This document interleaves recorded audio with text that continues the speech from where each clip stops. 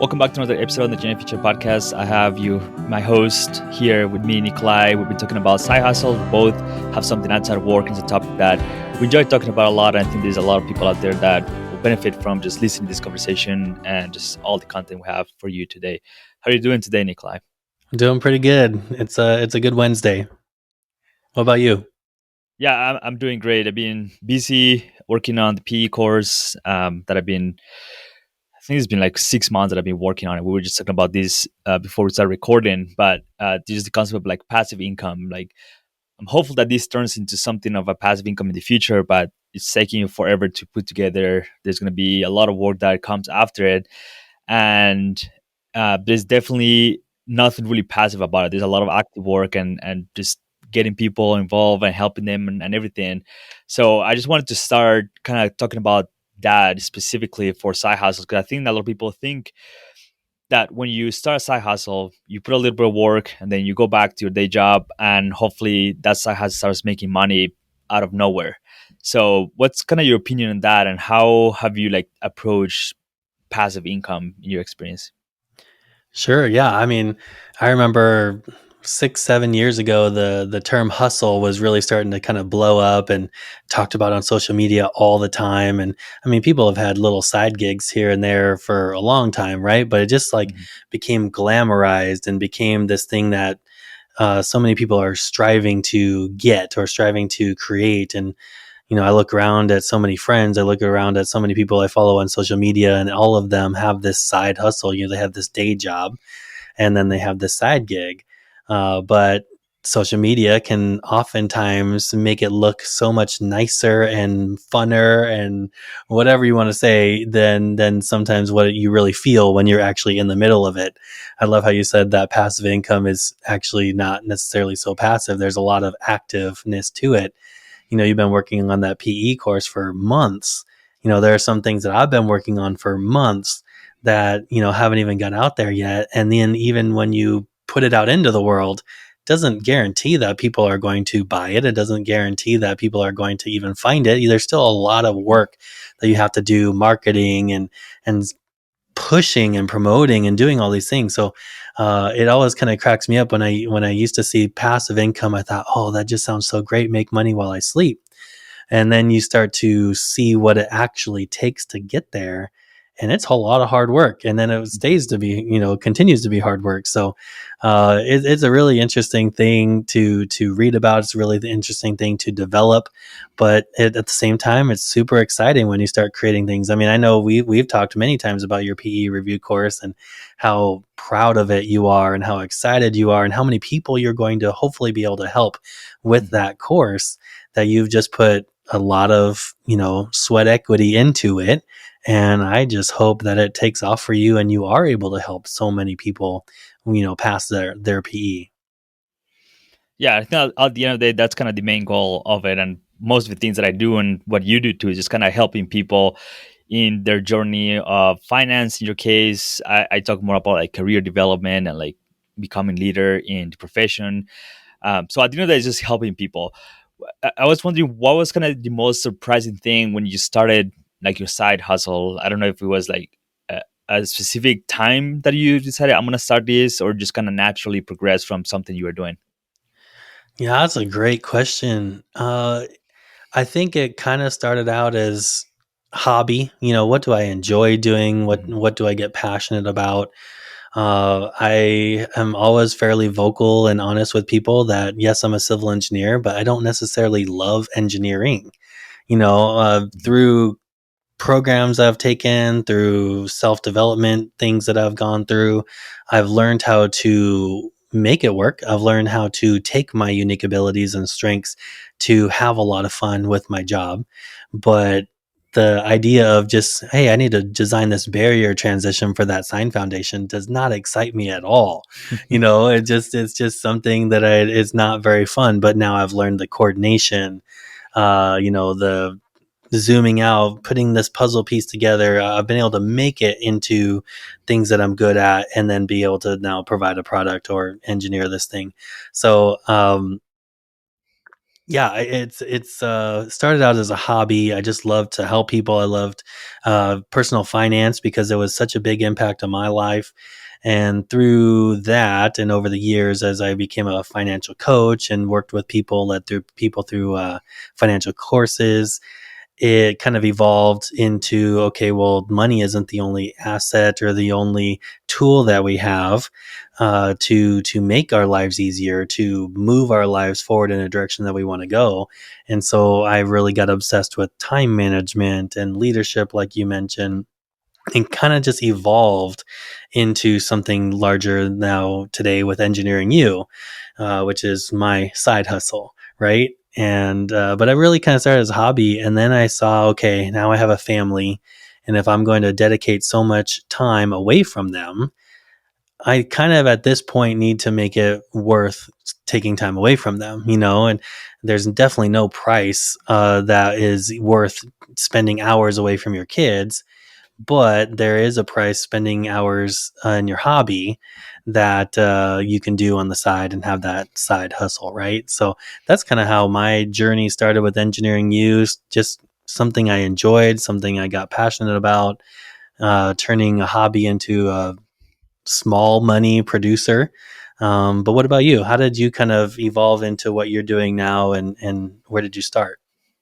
Yeah, and I think you and I are probably very different because I love engineering. I love coming to work and do engineering work and talk to people and go to site visits and design stuff out of nothing. And I love the things that I did when I was beginning engineering our future, and the things that I wanted to do with were closely related to like engineering, but taking the spin of like those soft skills, power skills, life skills, however you want to call them, that us as engineers don't really have too much, like communication skills. We may be organized, we have systems and everything. And that's something I really was passionate about when I was beginning this. I wanted to talk to engineers that had many years of experience, young engineers starting, figuring out what their challenges were, figuring out how they became successful owners of companies, of organizations, exploring these topics that ultimately have helped me in my day job to perform better at what I'm doing, to understand, to have those communications with owners of the companies, with clients, with other coworkers, to have just a lot of experience that you don't really get when you just sit at your desk and do calculations and that's all you do. So for me, it was a way to like complement what I was doing during the day at my day job as an engineer, and taking those soft skills and really looking to increase them a lot more, looking to increase my communication skills. We're talking about this. You're kind of helping with a few podcast episodes, and you were talking about how the first one that you recorded, you can tell you do a lot of ums and ahs, and your ideas are not as clear. And it's exactly how I began this process. I just recorded with my phone. I was confused. It took me hours and hours to record a single episode because I was scared. It's hard for me as a second English as a second language to just give a speech. It's harder when you just do it by yourself at home, looking at a computer or looking at the microphone. So having these skills to be able to communicate better have helped me tremendously, especially again, English not being my first language, just communicate with people, knowing how to talk to owners of companies, to other engineers, networking. So doing all these things that really have helped me a lot during my day job. So I think for me is I really enjoy being an engineer. I use this side hustle to leverage those skills that are super important when I become a project manager or a company owner, something, and excuse me, and combine them with being part of organizations of engineering groups and things. So everything that I do is kind of related to engineering, which is fun. I think just keeps everything very cohesive and allows me to do maybe more things that I'm not as comfortable with, but everything kind of ties back to the engineering topic. Yeah. No, I love that. It's fun how we are very different. However, you know, we still are going to experience similar challenges operating these side hustles.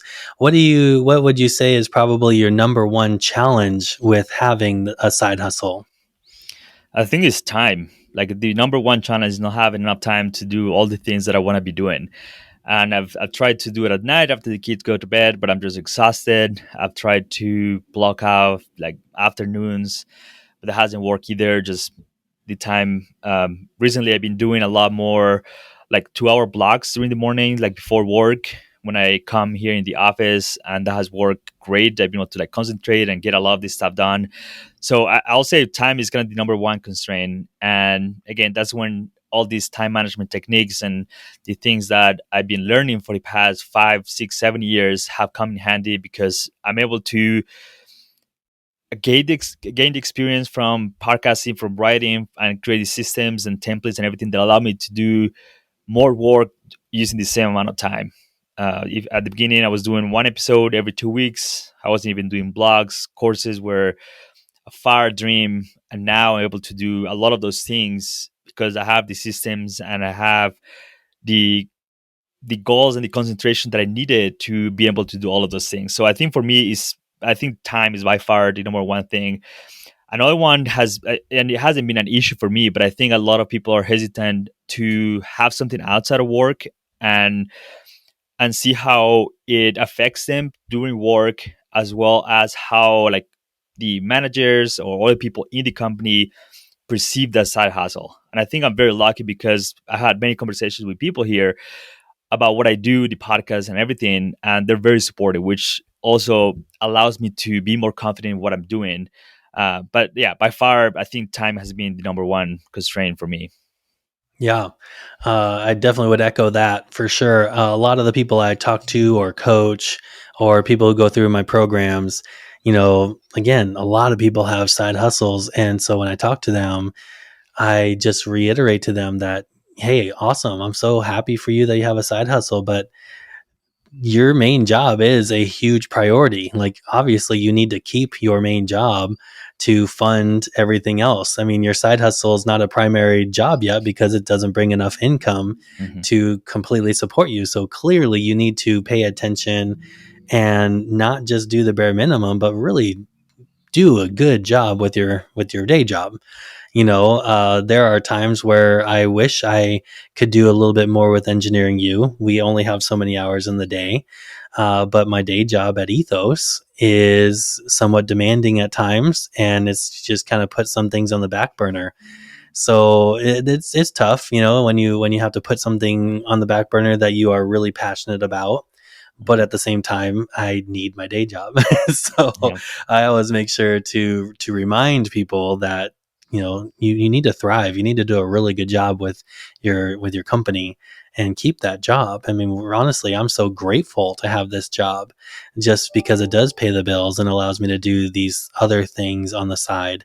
And I have that flexibility on the side most of the time. Like the last few weeks has not been so great for me having a lot of extra time, but no, it's a challenge for sure.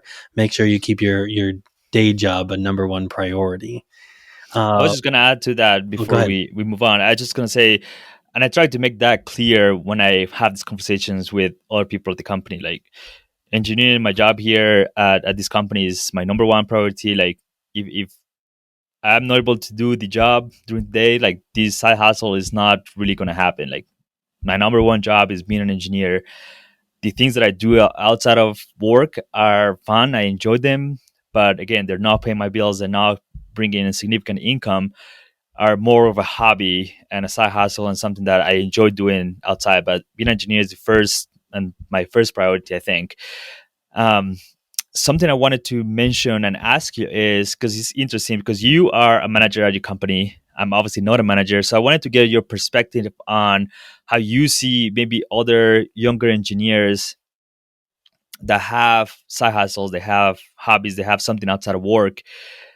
How do you see that, and how are you able to either support and maybe help them guide them through that process that may be a little complicated? Yeah, that's a great question too. I love it if my young engineers have a side hustle. I love it if my young engineers maybe don't have a side hustle, but they are very active with the society. And I think I am more supportive of it because I have gone through it. I'm still going through it. I feel like I see benefits. I mean, one of the things that you and I have talked about is we have actually seen how our soft skills, how our time management skills, how our leadership skills have grown so quickly because of having that side hustle. Mhm. I I definitely have had really difficult times with it and I've had to grow through it, but that makes me not only better with that side hustle, makes me better just in general, correct? Right. So I see those benefits. Again, I reiterate to them, hey, as long as I feel, as long as I see that you're here, you're at work, you're not falling asleep at your desk because you're recording a podcast till 1 a.m. or whatever it might be, as long as we feel that this is a priority, we are going to do everything we can to also support you. And here at Ethos, one of our values is to have a really strong work life balance. And when we do annual reviews, one of the questions we actually ask the employees is how can we do a better job of allowing you more time to do those things that you're passionate about? So whether that's time with family or vacations or side hustles or whatever the things that if things outside of work they want to do, we want to try to support them similar to kind of how your boss and your company supports you with your side hustle. So we just have a constant communication about it. We've never really had an issue with somebody dedicating more time outside of work. And cause them to then have difficulty at work. So we've never really had an issue with that. We're really grateful, but we also are really selective of who we hire as well. So we Mhm. kind of gauge all those things too when we're bringing somebody into our group. Yeah, and I think that's important to hear from for a lot of younger engineers, because I think a lot of people are scared of doing something outside of work, or maybe having a side business or whatever you want to call that, what we're doing, because they don't know what their supervisor, the people at the company are going to think. My experience has been great. Your experience has been great. I know a lot of people that have something outside of work that they enjoy doing. Again, it could just be a blog, a podcast, whatever it is. I think someone that has that in their life are improving these skills, are working towards something that is meaningful to them. And I think at the end of the day, everyone should be supportive of helping them through that process. So it may be hard at times, especially for companies that are trying to get people to work, to get jobs done, to see that the employees are doing all these other things. But I think from my perspective, from the employee's perspective, I think it's great to just have clear communication and expectations for everyone. I think that's by far the best advice that I can give anyone. Is just have that communication, be clear with what you're doing, how you're using your time, and don't take too much time off work to do your thing, because at the end Right. of the day, they're paying your bills and they are Right. you're working for them, and you just need to be respectful of their time and their company. Yeah, I've always been on the side of over communicating. I have never really been in a situation where that hurt the situation. Mhm. So definitely have those conversations and be open and see maybe how they can support you as well. But definitely over communicate is the way I particularly like to operate, and I appreciate when they do that to me. Yeah. Let's talk about a little bit of what we both do. You're definitely new here in the podcast as a co-host. I've been doing this for a while, but I think a lot of people don't really. It's hard to follow like everything that someone is doing. Just there's too many social media channels, too many things going on. So maybe just talk about what you do with EngineeringYOU. I think that's a great start that we can build that from there. Okay. Yeah, thank you. So I do a few different things. My first priority is really on the personal finance side. So I did become a financial coach years ago and have been coaching individuals for years now and leading people through financial classes. I am hoping to be releasing my own financial class here fall of 2022. So that's one of the things that I've been working on as my active passive income, So we've been working on that. Got a lot of work still left to do, but I have about 2 months left to wrap it all up. So I've been working on that. So personal coaching, and then the course will be coming out later. But in addition to that, I run groups regularly. So we have kind of monthly small group meetings, and one is broken up into an actual program. It's a 6-month program you go through. We have accountability coaching calls every single month outside of our group discussions. and then another group that just meets every single month for people who want continued accountability. We have different topics like how to interact with the different generations at work. How can we better communicate with our boss? How can we maybe go beyond the basics of personal finance, but maybe investing is specifically.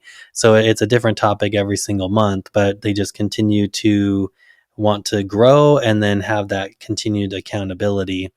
And then one last thing I've been kind of adding on the side, I haven't really promoted it at all, but I've had so many people reach out to me over the years about resume help, about salary negotiations, just kind of overall life balance and career. Maybe they took my program, 2 or 3 years ago and they may want a refresher. And so it kind of falls in the category of the life coaching. I'm just not a fan of that term quite yet. So I'm still trying to figure out how to actually promote it and how to actually label it as a service. But just when people reach out to me, then scheduling a call or a series of calls and kind of just working them through that. Because when you're in it, you're have your own emotions, you have your own thoughts, you have your own opinions, but it's all you. And sometimes it's helpful to talk it through with somebody who can zoom out and doesn't have your emotional input. It doesn't have your ties into it. And just having somebody to talk you through it, ask you the questions that maybe you haven't thought about, maybe throw a different perspective in there or two. And I really love that. I love kind of zooming out past the tiny little situation, or maybe it feels large, but the singular situation, and seeing how that plays into the large picture. So that's something I haven't quite advertised too much yet, but that's kind of the last component of things that I do with Engineering You. Yeah, I think for me, everything just kind of started with podcasts. That was the first thing that I did. I didn't really have a website. I didn't really have anything. I was just recording and uploaded it to the podcast player, and from there, I started having these conversations. I started to maybe get a little more exposure, and I started doing a little more writing, and and having these conversations kind of spark ideas of things that I wanted to do. I always had in my mind that I wanted to do a course. I always had in my mind that coaching would be something that I think I will enjoy a lot, something that I can talk with someone one on one or a group of people and have these conversations that I was getting already. How, again, like you're saying, how do I get interviews? How do I land my first job? How do I come to the US from a different country? How do I get licensed?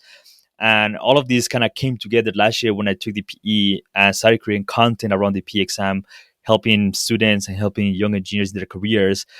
And I don't consider myself someone that spends all the time talking about the PE exam, but I think it's such an important milestone for young engineers, for people that want to do something in engineering, that it's a topic that has been top of mind for the last year, to the point where I create a free PE course just to give people some perspective on how my experience was, give them resources, and has been downloaded over 150 times, which is crazy. I also put out my PE notes when I was studying for the exam, and that has also exploded, which is, it just tells me that people really enjoy that topic, and it's something that I like to. I have been able to combine my experience with time management, with study techniques, learning styles, all those things that is going to be coming in this new course. But I think everything just was rooted on the podcast and the conversations I was having, and then from there, just kind of hearing what people were listening to, what people were enjoying me talking about, as well as just really enjoying the productivity, the time management, all those things. And I do provide a lot of resources on that on the website as well. Now there's apps that I use and tools and gadgets and stuff like that. So for me, it was the podcast, and then just from the conversations, I was getting ideas and I was getting feedback from others on what they really wanted to be doing. So now is the podcast, is the blog, is the coaching services. Now are the products and the services and the courses that I'm putting together that really kind of bring everything together, and that's kind of all under the engineering future kind of umbrella of resources and tools that I'm putting out there for people to ultimately have the best career possible that they can. Hmm. Yeah, I love it. I love the similarities that we have. I love, we have different audiences even, but Mhm. even though it's in the same space on some things, you reach people differently than I reach people, and people will be drawn to you and drawn to me differently versus I mean, we have other friends in this space as well, and they'll draw other people to them as well. And Mhm. I know early on, I became very, oh shoot, there is actually a phrase for it. I'm just going to call it kind of like zero base. Like there was a finite group of people that if I didn't get my share, I was failing or something. And it took me a long time to realize that that's not true. Mhm. Just I need to focus on my brand. I need to focus on my message. I need to focus on the way that I do things, and that will draw a crowd. And you focus on the way that you do things, that will draw a different crowd. But we're just helping people. That's really what we want to be doing. And we, like you said, helping them have their best career, helping them have their best life. Just doing things intentionally, and so that when they wake up 40 years from now, or maybe in their 50s, they don't think, well, how did I get here? It was, this Mhm. is the steps that I took. Maybe it did look different from their 20s, and they see, okay, that's not exactly what I envisioned in my 20s, but what do we know when we're in our 20s, what we really want at that age? But I try to get people to take those intentional steps of that they're going somewhere on purpose, right? Right. And make intentional pivots, but it's always on purpose. That's the kind of the big key. Yeah. What would you tell someone that is starting their career, maybe have a few years of experience, are looking to create something on the side, a podcast, a YouTube channel, whatever? What would be your like number one advice for them? Oh, my number one advice. Shoot. Let's see. Man, I think you got me stumped on this. I don't know if I would have a number one advice, because so much of it is just there's a lot of failures. There's a Hmm. lot of downtimes. And I guess maybe my number one advice, that doesn't get talked about enough, that how difficult it is, and this thing that you produce first likely is not going to be your end thing. It's going to evolve, it's going to change, and so don't get too down on that. So I guess my number of advice is just keep pushing through it. Keep taking each failure not as a okay, you're done, but as okay, what needs to change in order to make this better, what needs to change in order to evolve this into the next iteration of things. Definitely was a wake up call when things did not work, the way I envisioned them and dreamed them of working. And that was really hard for me to learn, because I didn't like that. I thought, man, I'm a failure. But then I realized I just have to learn from these mistakes and failures. And it's only done when I finally stop doing it. So, I guess that would probably be my number one advice. What about you? What would you say? I think for me, it's just get started. Like anything you want to do could be as simple as an Instagram account, a LinkedIn account, a Twitter account, whatever it is. Just start putting content out there. I think starting is probably the hardest part of all. Once you start getting experience, you start getting exposure to new ideas, new people that are in the same space, in different spaces. And as you continue to, again, put content out there, you're going to find your area of expertise, something that you're really passionate about. You start seeing people that resonate with your ideas, with your content and everything. And it's not going to be overnight. It's going to take time. I've been doing this for, I think, 2.5 years. You've been doing this for way longer than I have. And you're constantly just growing and understanding what is the best way to do the content, do the courses, the services, anything that you're doing. But if you don't start, you're never going to get to that point where you feel comfortable doing any of that. Hmm. Yeah, no, I mean, you do have to take that leap of faith, and be courageous Hmm. to take that first step, because yeah, that is hard. I mean, worst thing you can do is think about it for 5 years and then then you take a step, right? So I think at the beginning for me, that was a struggle where I thought it had to be perfect before I would put it out in the world, or it had to be perfect before I took that first step, and realized, okay, well, I'm not getting anything done with that strategy. So what is an acceptable level to put it out there, and then knowing I can make modifications to it from that point on, or knowing that the people who start these early adopters, these first people, and oh my gosh, as a person with a side hustle or an entrepreneur or whatever it is, that first group of people always will have like a special place in your heart. There's this girl, Miranda. She was the very first person that ever signed up for my program, and she just is always that person that I am so grateful for, because she took a chance along with the other people that joined her group at the time years ago. But Mhm. like, she just, I still follow up with her every now and then. How's your career going? Did you get that raise we talked about? And it's just like, they just hold that kind of that specialness where you are so grateful that they gave you that chance. Right. Mhm. And so, yeah, getting started doesn't have to be perfect. Knowing you can make it changes, and you are going to make changes.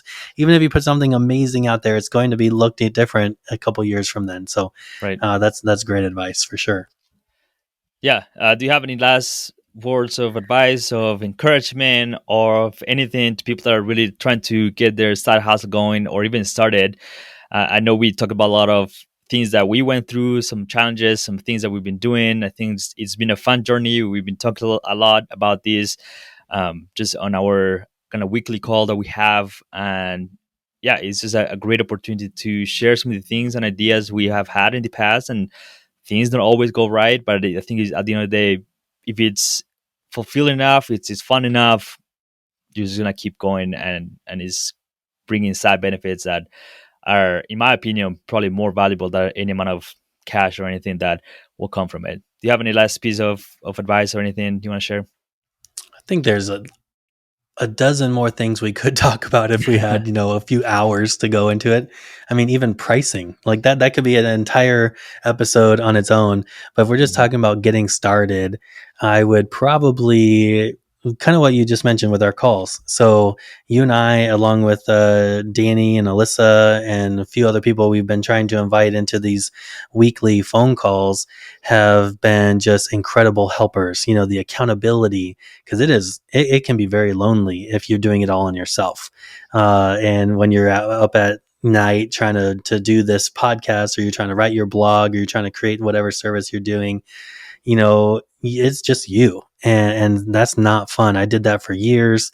It's really difficult. And even just having a 30-minute phone call to look forward to, say, okay, I said I was going to do this, and it's Saturday night and I haven't done it. I better find a way to do this on Sunday, or whatever it is, whatever it takes for you to kind of get that accountability, to get that proactiveness going.